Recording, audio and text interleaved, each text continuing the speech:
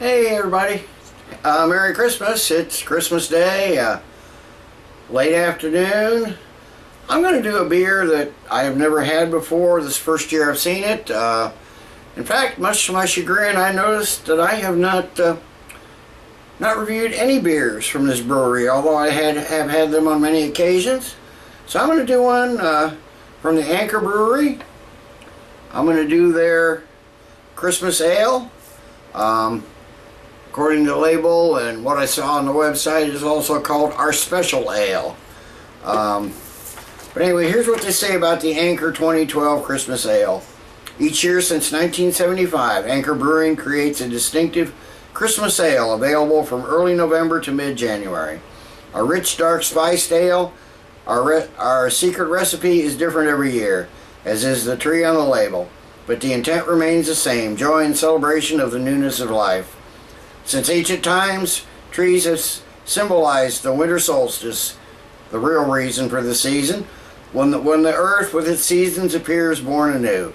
Our tree for 2012 is the Norfolk Island pine. Captain Cook discovered this South Seas isle and its native tree in 1774. These tropical-looking conifers, which thrive in sandy soil and coastal climes, were first planted in California in the 1850s. The Norfolk Island pine on this year's label, hand-drawn from life, resides in San Francisco's Golden Gate Park. Each year our Christmas ale gets a unique label and a unique recipe. Although our recipes must remain a secret, many save a few bottles from year to year. Properly refrigerated, the beer remains intriguing and drinkable for years. Different nuances emerge as the flavor mellows slightly, much like the memories of great holiday seasons past. Celebrate the holidays with Anchor Christmas Ale, an Anchor tradition since 1975. They say the ABV varies from year to year. This year's is 5.5%. Like I said, I haven't reviewed any Anchor beers, so I got myself an Anchor cap now I can add to my collection. I only got the one bottle. I haven't seen it locally. I got this on my out-of-town trip. But I got a nice little bit of smoke there coming out of the bottle. Let's see what we got. I'm just going to use my generic non-ink glass here. Okay, we got a dark brown beer. I can see just hints of red through it and around the edges. Got a couple fingers, maybe a finger and a half of a really foamy looking tan colored head. That's dark. That's definitely dark brown, like not quite porter brown when you look at it, but when you do hold it up to the light, you do get some red tinges. So let me get a nose on this. Like I said, never had this before, so I only got the one bottle. So if it does age, I would think it wouldn't age very well at 5.5%, but they say it does. Okay, I'm getting some spices. Really can't pick anything out distinctly. A little brown sugar, some herbal notes. Getting a little bit of a piney resin-like note in there. It's almost some dark fruits like dates or stuff.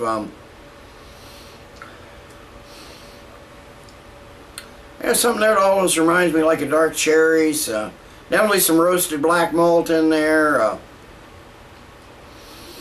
Maybe some anise. Maybe some black licorice. The pine, I don't know. Is it? I can't tell. Is it evergreen or is it juniper? I'm not sure what they've used, but there may be some juniper in that. But definitely a piney aroma to it. So let me give it a taste.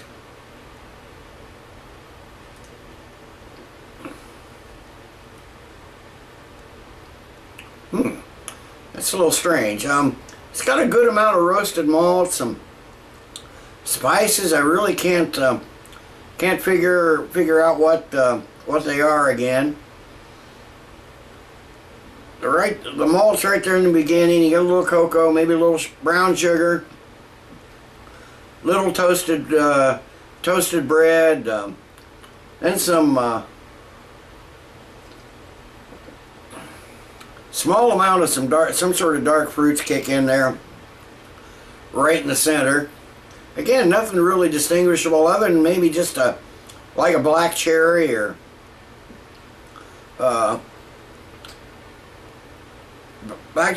date or something like that. Sweeter than a date though, but I think it might be black cherry.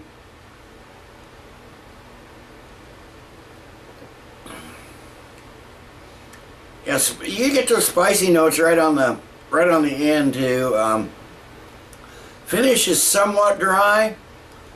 Seems to be it seems fairly light. Got a fairly light mouthfeel. Doesn't seem to be a whole lot. I'm not getting any tingling on the tongue or anything, so it doesn't.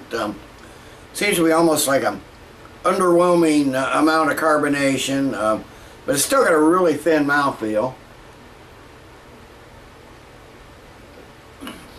So let me sip on this a while, let it warm up a bit. It's warm. It's been out of the fridge like 20 minutes or so in the bottle, so let me let this get a little closer to room temperature, and I'll be back after a while with the final thoughts and grade. Okay, I'm back. It's been half an hour or so. I've been sipping on this, trying to see what I can figure out what they put in this. There's a lot going on here. Not all, at least not all suits my taste completely, but I noticed, well, on the appearance now, it's about the same, but I noticed there is a little bit of spotty lacing on the glass, but it kind of dribbles down and goes away fairly quickly. But there is some lacing on the glass. As far as the nose, yeah, that pininess has really come out. I'm thinking that's got to be juniper. It's not hops or anything. I think what it says here on the label, it says our special ale brewed with natural flavors and with natural flavors added, and then brewed by Anchor Brewing, San Francisco, and everything. But on their website, like I said, they said hops and malts are secret, ingredients are secret. So I'm just trying to figure it out. There is some, on the taste, yeah, that pine, that strong pine, it's a really strong pine flavor, a bit too strong for my taste.